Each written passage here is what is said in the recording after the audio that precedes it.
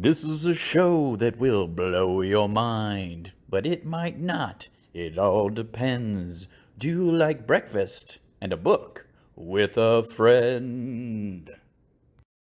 Is breakfast and a book with Swallow. We're doing this every day till the corona apocalypse ends.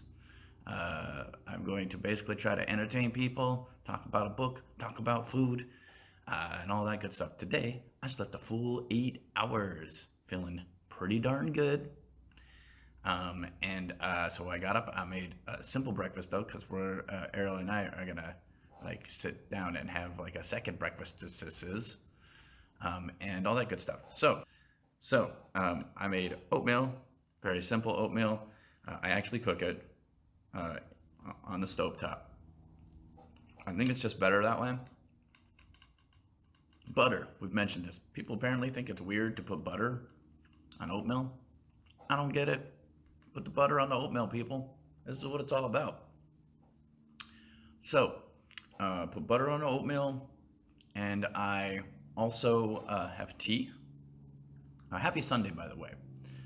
Sunday, Sunday is a day for doing nothing. Um, and during the quarantine, I've actually been more busy during the quarantine than I probably have on the other times because I feel like I have to be doing something to like be productive. So I'm like trying to come up with some way to make money or do something, all of that other crazy stuff. So I don't know about you guys, but it feels like the quarantine has been more busy.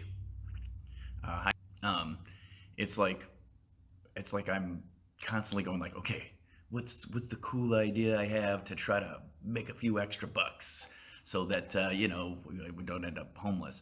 This is one of those things that you think about. I mean, I'm probably not going to end up homeless because we live with our friend, but at the same time, um, you know, mortgages still got to get paid, rent still got to get paid, and if you work in the I work as a 1099 contractor.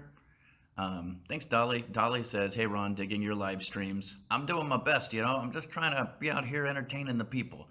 Um, I worry for our people who have jobs like myself where you're a 1099 guy. You don't get unemployment on 1099. That is not an option for you. So look out for those people, my friends. If you have extra money, most of my friends probably don't because you're like me, creative types people.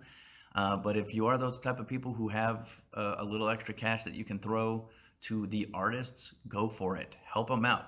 Hey, Philip. Phil says, hey. For today with Breakfast with a Swallow, very simple. We are having oatmeal.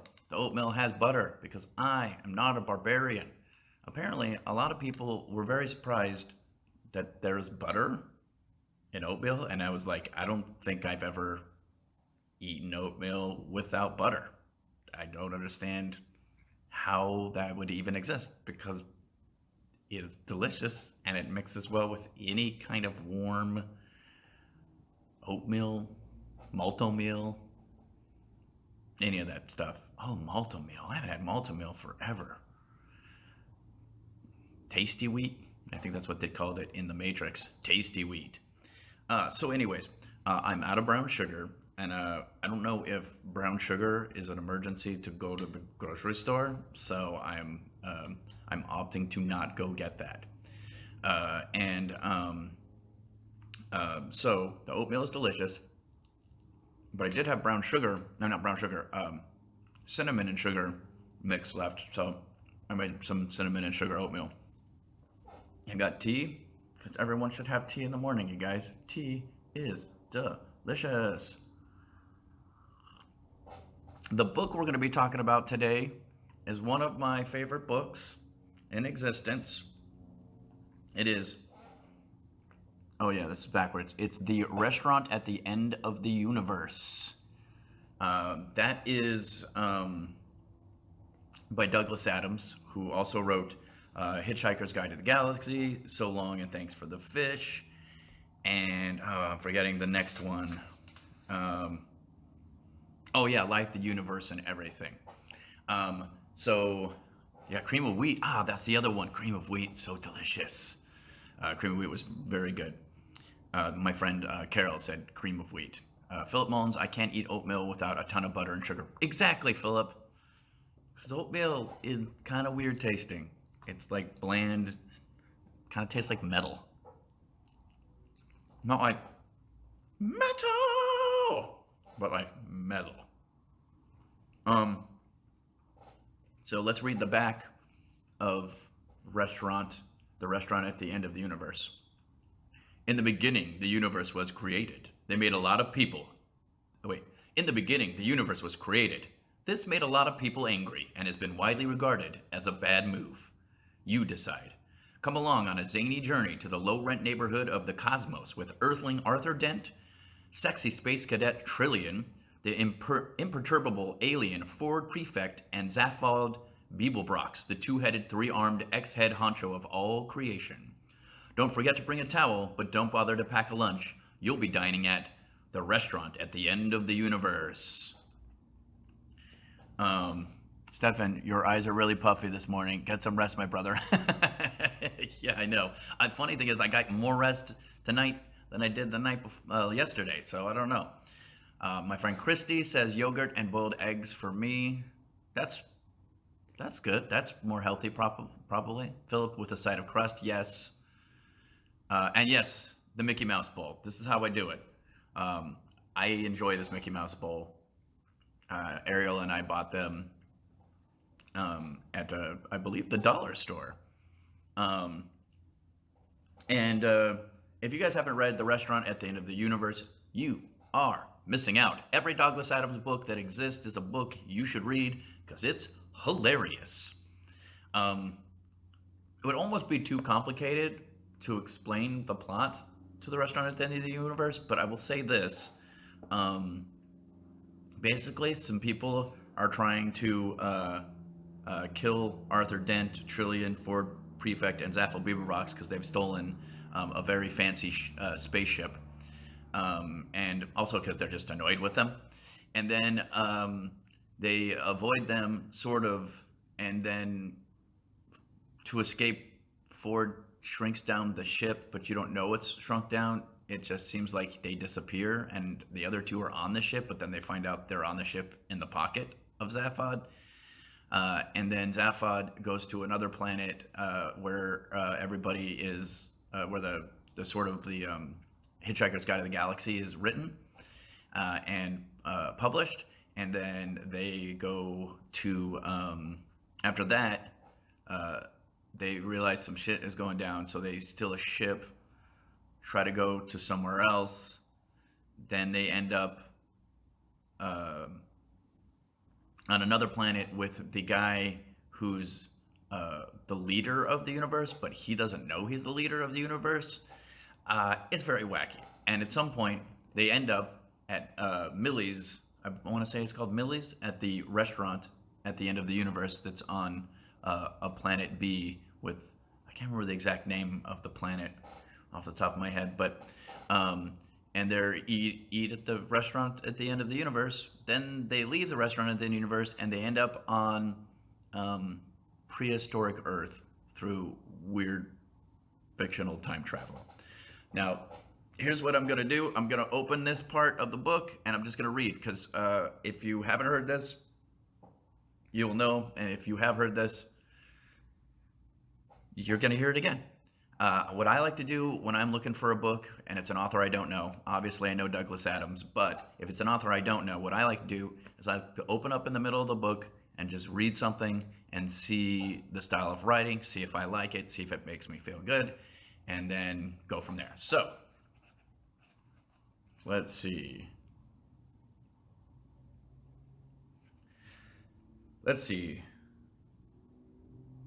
That's the spoon I was eating with, he said. All right, said Ford. Imagine this spoon. He found a small wooden spoon on a tray of relishes. This spoon, but found it rather tricky to pick it up. No, better still, this fork. Hey, would you let go of my fork? Snapped Zaphod. All right, said Ford. All right. Why don't we say that the wine glass is the temporal universe? What, the one you just knocked on the floor? Did I do that? Yes. All right, said Ford. Forget that. I mean, look, do you know how the universe actually began for a kickoff? Probably not, said Arthur, who wished he'd never embarked on any of this. All right, said Ford. Imagine this, right? You get this bath, right? A large round bath, and it's made of ebony. Where from? Said Arthur. Herod's was destroyed by the Vogons. Doesn't matter. So you keep saying, listen, all right.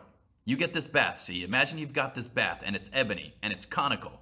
Conical? Said Arthur. What sort of... Shh, said Ford. It's conical. So what you do is, you see, you fill it with fine white sand, all right? Or sugar. Fine white sand and or sugar. Anything. Doesn't matter. Sugar's fine. And when it's full, you pull the plug out. Are you listening? I'm listening. You pull the plug out, and it's all just twirls away. Twirls away, you see, out of the plug hole.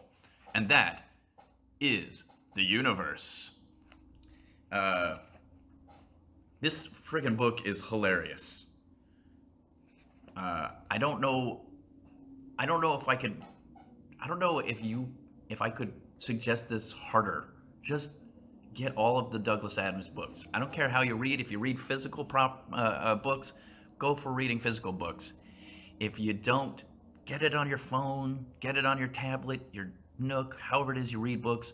Get The Restaurant at the End of the Universe. It will make you laugh all day long. Hi, everybody who's watching. Greg, Kurt, Erica, Adam Redman, all you people. Thank you for checking out this thing and being distracted. That's my goal, is just distract everybody. Give us something to think about, talk about. I'm going to eat more oatmeal. I made oatmeal. If you like oatmeal, that's because you're cool.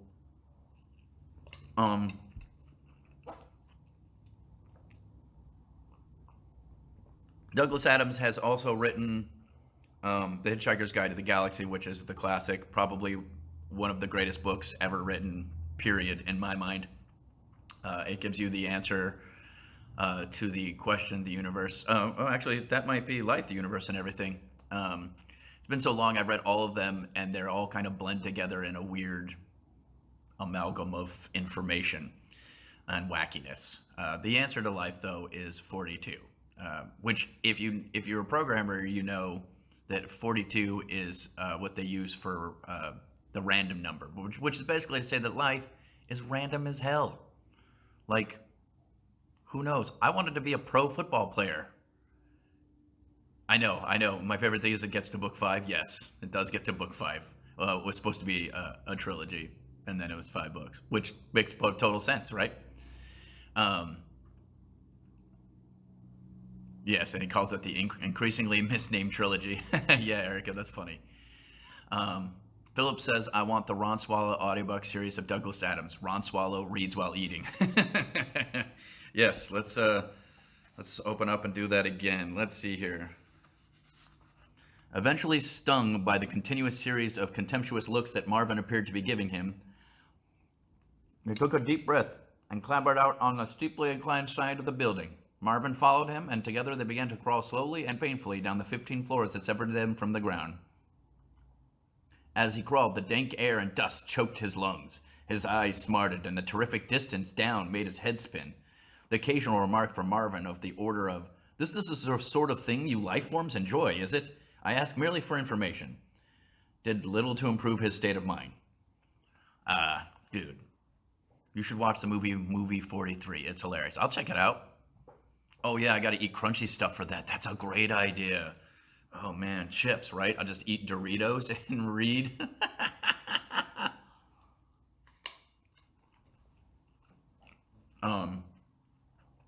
I'll just eat Doritos and read books. That will drive people crazy. Or it'll make people happy. People like weird shit. You know that on the internet there is a thing called ASMR where people just listen to people make noises. They just make noises.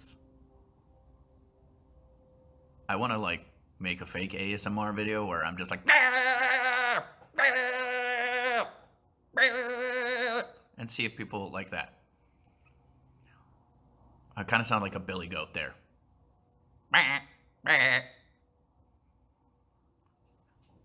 Is 42 random if everybody uses it? That's a good question.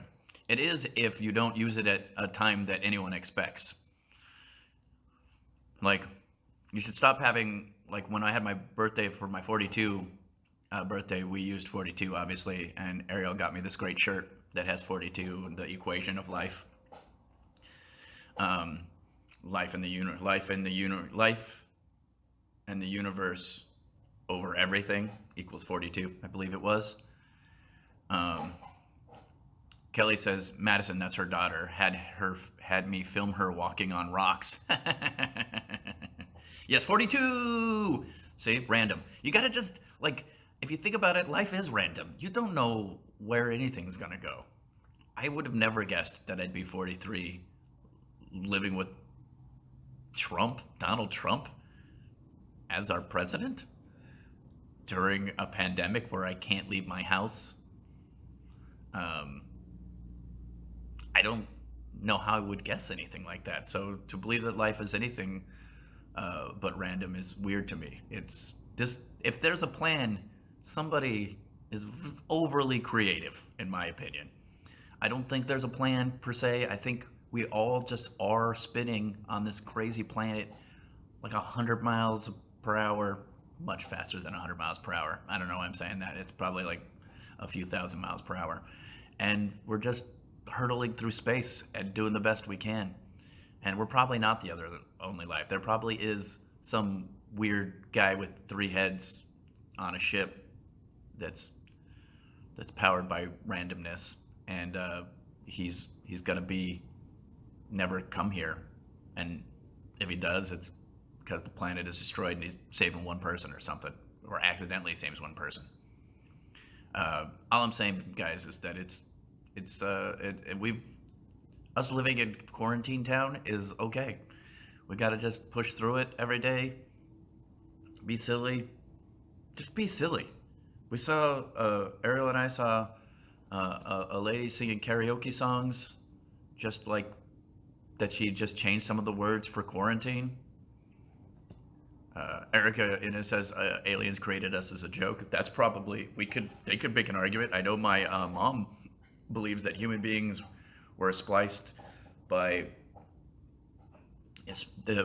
from themselves by the Anunnaki, an alien race who came down and took Sasquatch and themselves and made humans. Philip Mullins says, when are we getting the Ron Swallow Wait For Me tour shirts? Oh yeah, that's a good point.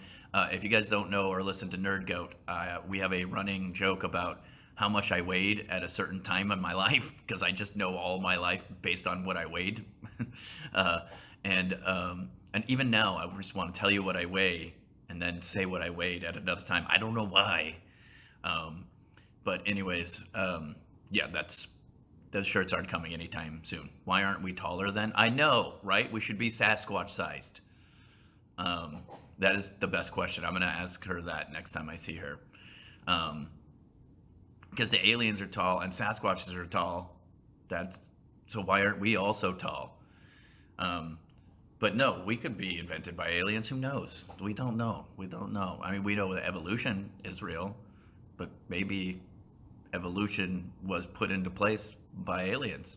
Huh? Or it's just random.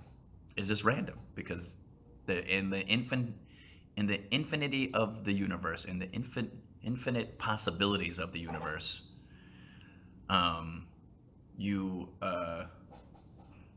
anything can happen. So there could be another planet with all of us on it, the exact same thing, but like we're all blue, or we have tentacles for eyeballs. We don't know. Maybe there's just tentacles, and they make that noise when they move around. My tentacles out of my eyeballs. You don't know. Anything could happen. Erica says, how come I don't get sideburns? That's a good question. You deserve sideburns if you want sideburns. You know what I'm saying? But no. Aliens with the Sasquatches, they didn't get us hairy. Fucking dumb aliens trying to make us not have sideburns, or everybody have sideburns. I could have sideburns. Swallow with sideburns. You can't see the mustache and the goatee. I don't like to say that I have a mustache though, because if you guys don't know, I don't like just mustaches. I don't like just mustaches. Oh, there's something on my face. Don't have just a mustache. Have a beard and have a mustache and a goatee or a beard. Don't just have your weird just a mustache thing, guys. Don't do it. Get rid of your mustaches. They're not good. So, anyways, now I'm just babbling a lot. So this, like I said, great book, Restaurant at the End of the Universe by Douglas Adams. Check it out while you're in home, stuck, doing your thing. Read more books, you guys. I would just like to encourage you to read. But it looks so good in Magnum PI. Kelly, no, it doesn't. It looked good back then, and it didn't look good back then. My friend has this joke. Uh, Lachlan Patterson. He probably hasn't done this joke for a while because it's like 10 years old at this point. But he goes,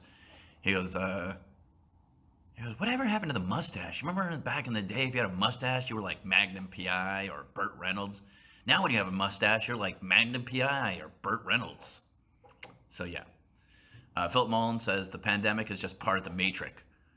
They're doing a soft boot on the system. I mean, it's possible. The Matrix could be happening. No, I don't think it's possible. I do think that's funny, though. Because the theory is that we like to be miserable. They realized that, people want to be like miserable because if they weren't miserable, if they were all happy, just they rebelled and started freaking out and then popping out of their pods, being like, "Why am I a battery?" I'm sure that's exactly what they said. So, anyways, I'm gonna end this show now. So thank you, as always, for listening to Breakfast and a Book with Swallow. Get out there, read books, be nice to each other, be supportive of everybody you can be supportive of. If you're a person who has extra money and is savings and can help people out, including myself, for me, it's ronswallow at Gmail for my PayPal and at ron-swallow for Venmo. I'm just trying to keep people entertained. If you want to throw me $1, that's great. If you don't have money to throw me $1, do not send me your money. Keep your money. Be careful right now because things are crazy and we don't know where it's going to go. So thank you as always, again, one more time for listening to me babble during this time period. I hope I kept you entertained, and we'll see you tomorrow. Bye.